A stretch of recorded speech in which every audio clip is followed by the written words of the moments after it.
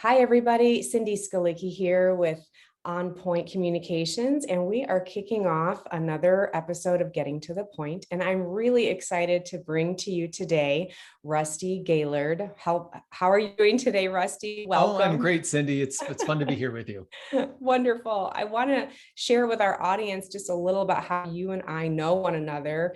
We can chat through your background and we'll dive into some really awesome content.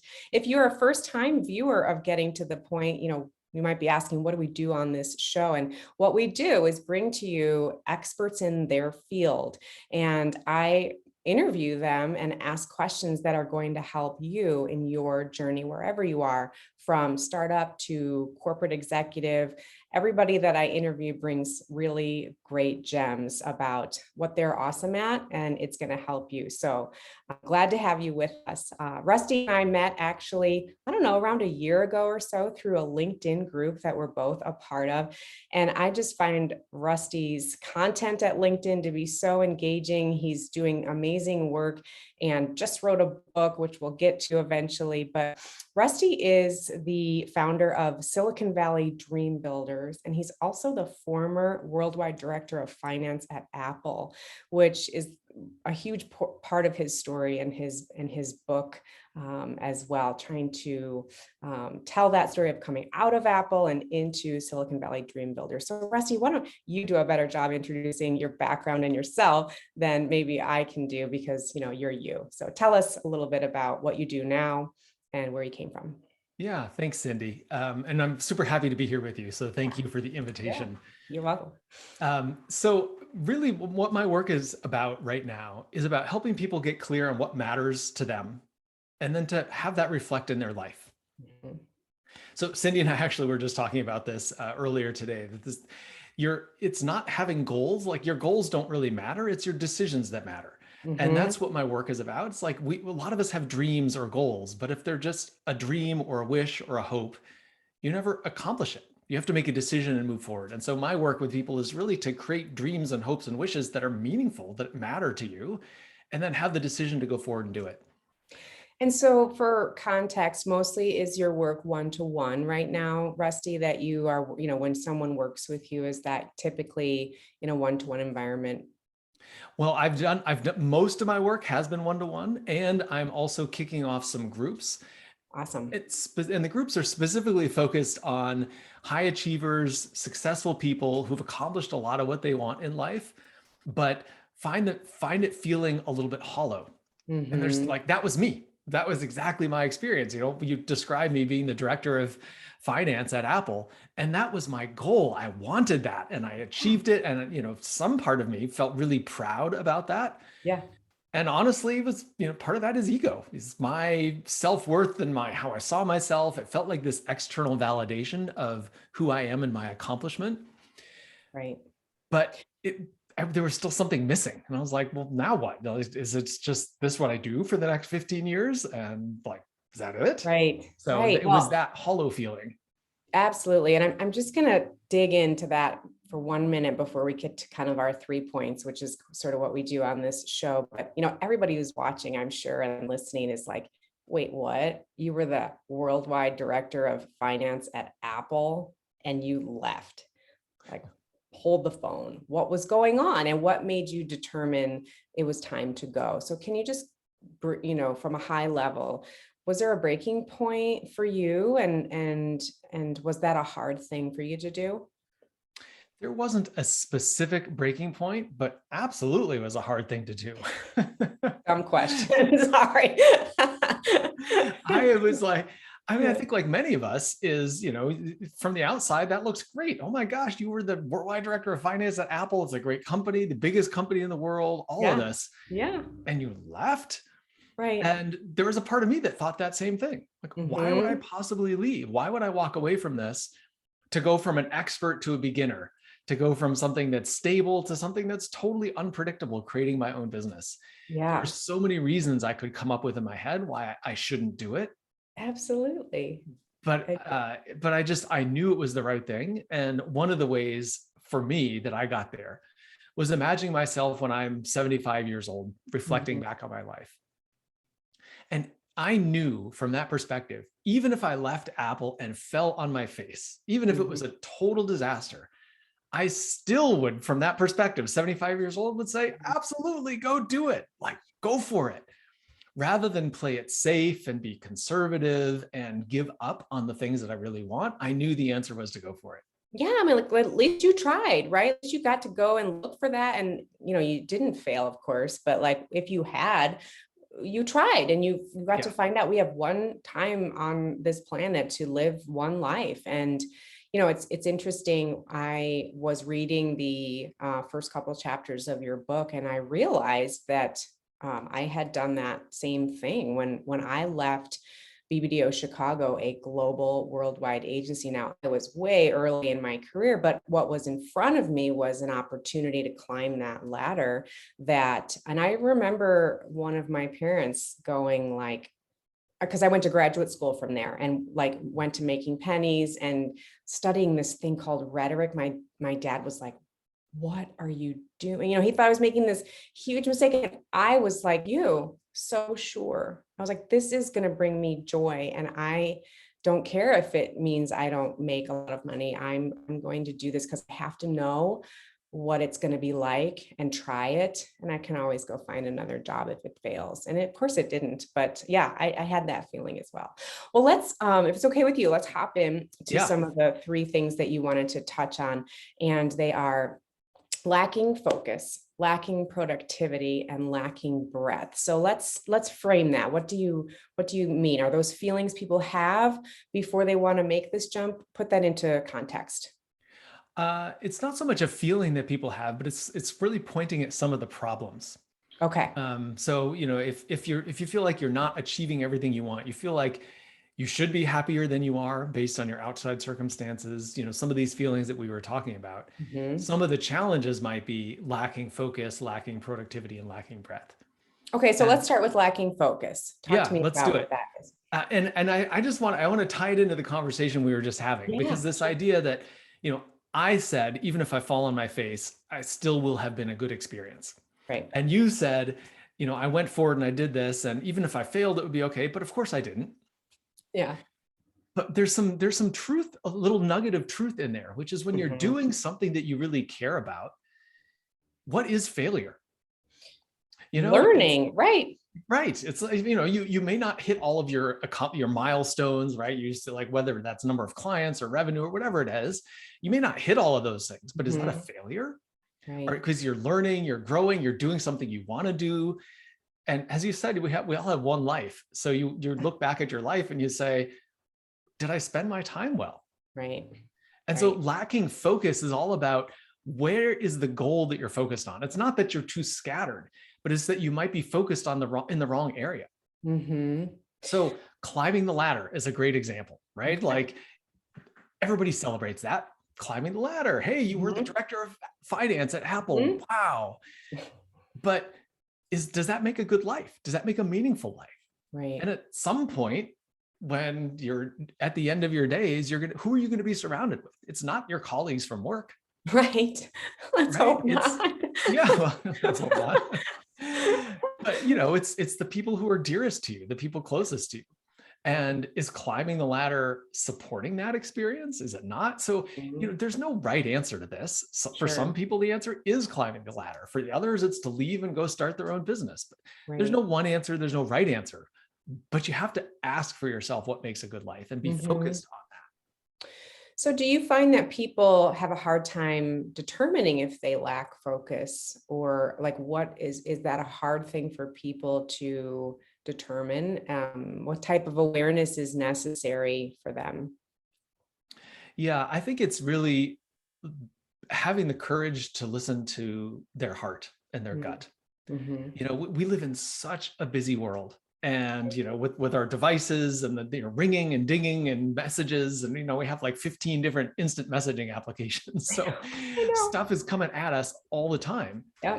So it's hard to actually take a breath and put all that aside for a moment and say, what's going on with me? Am I happy? What am I yearning for? What am I wanting more of in my life or less of in my life?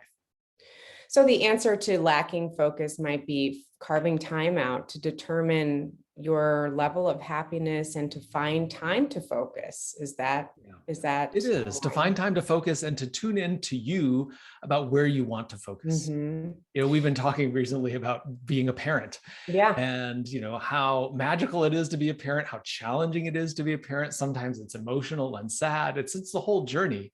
But, Mhm. for me, that's a Sure. huge part of my focus. Yeah. And it's one of the reasons I do the work that I do now, because it Mhm. affords me the kind of flexibility to be the kind of parent I want to be. Exactly. And Exactly. so So, that's what I mean by focus is like, are you just focused on climbing the ladder because that's what everyone is doing? And by the way, I live in Silicon Valley, and that's really common here. It's of like, course. go for the next level, go Yeah. for the big company, go for the promotion.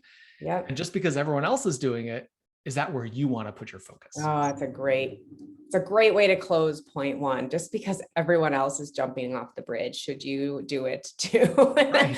Isn't that what we say to our kids constantly, right? Yes. And to say it Yes. to ourselves too about what are we chasing? What are we doing? And what kinds of decisions are we making to make the life that we want? Right. Mhm. Exactly.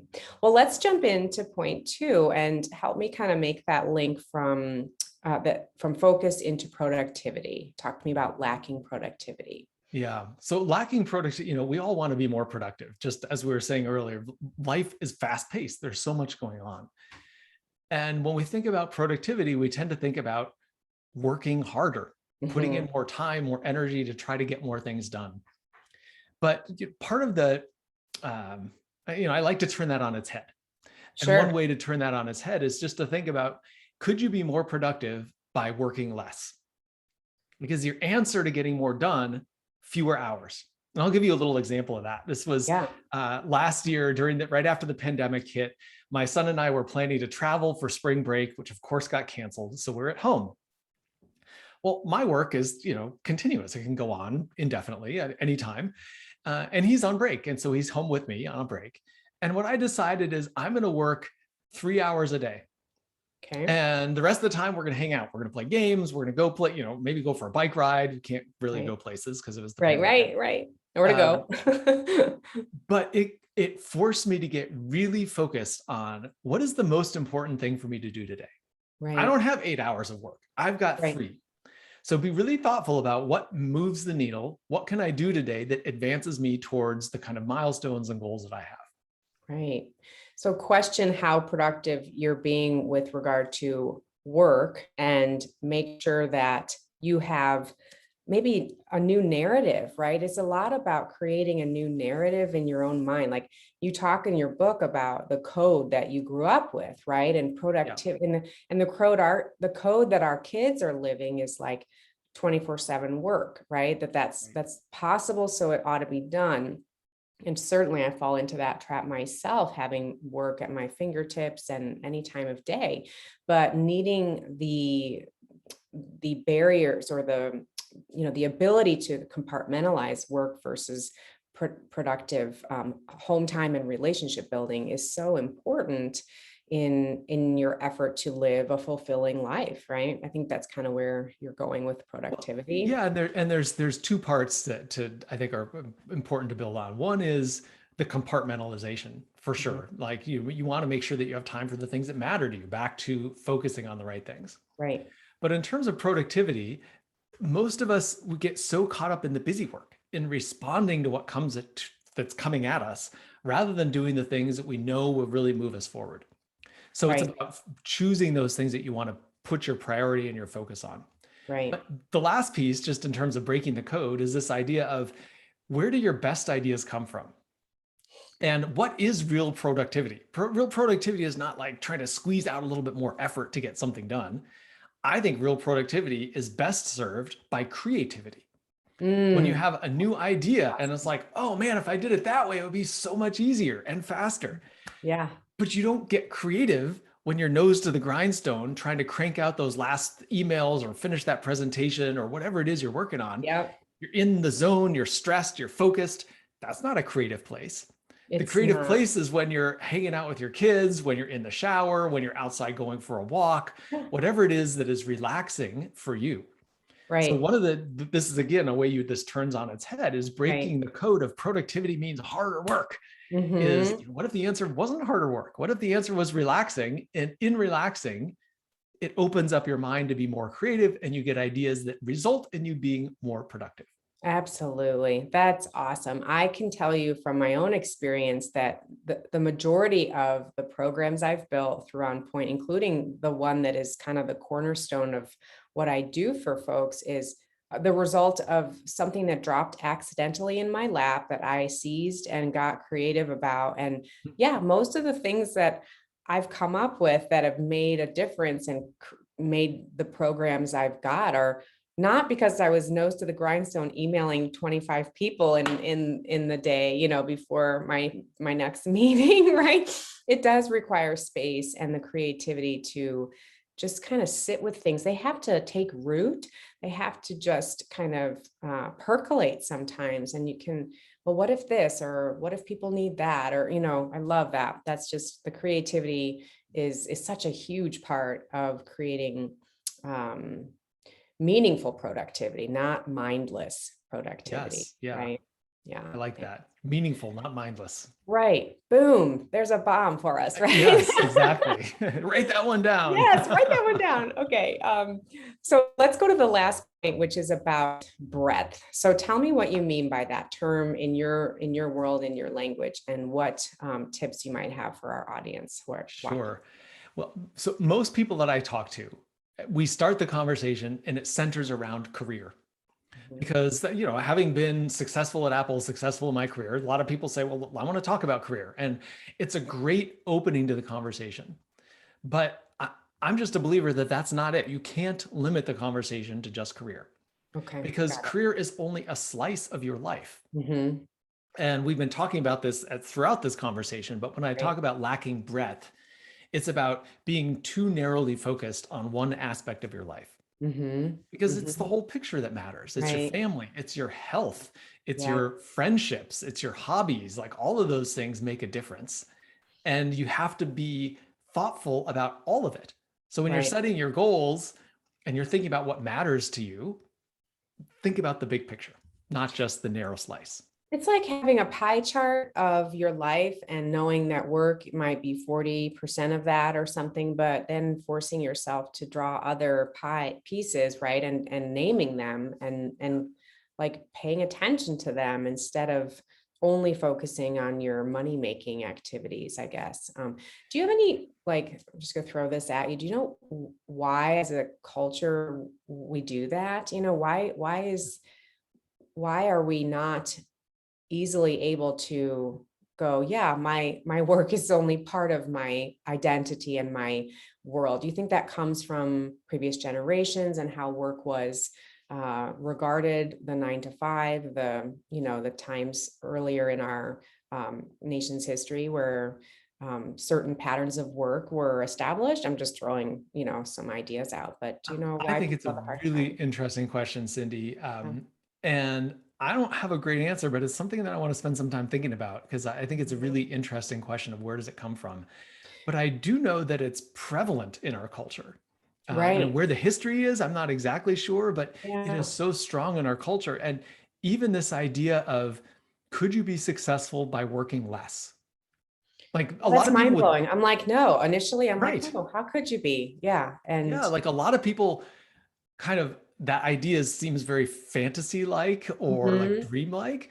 And then yeah, they want to just squash it, like, no way, you can't do that. And right, even to do it is wrong. It's like cheating in some way, right, right. because you're supposed to have to work hard to Yeah, reach your there's like goal. this pride associated with I'm putting in 80-hour weeks or 100 Right. hour weeks. And I'm like, go on vacation, take a break. This isn't something to be proud of. So I Yeah. think slowly, in my experience, at least in the network that I'm a part of, I see signals that is, that the holistic view of one's life is becoming more common to hold up versus just the 40% piece of the pie. Because I think over time, as we get so much more out there about, the effects of burnout and stress and both physical, mental, emotional damage is being done when we don't recharge. And so hopefully we're slowly turning the behemoth boat away from the iceberg, right? Right. Well, and So people kind of poke fun at millennials, but millennials in some ways are leading that charge.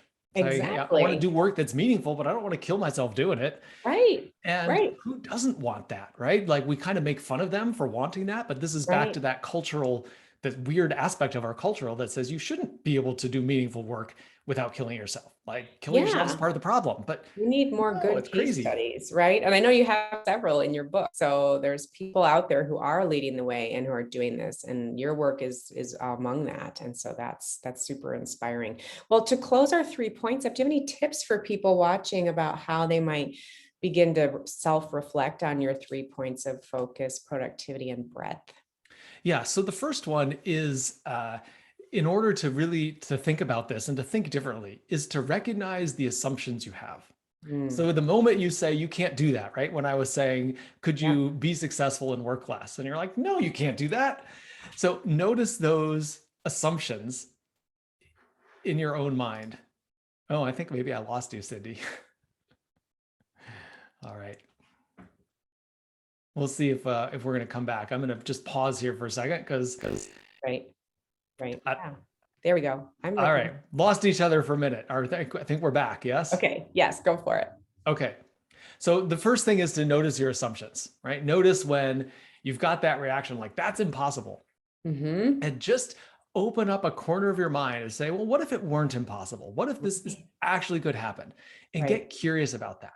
Because Love it. many of us focus way more on the problems than we focus on the possibilities. Mm-hmm. So So just push true. pause on the problems. Okay. They're not going to go away, but don't focus on them. Okay. Get curious about the possibilities. Got it.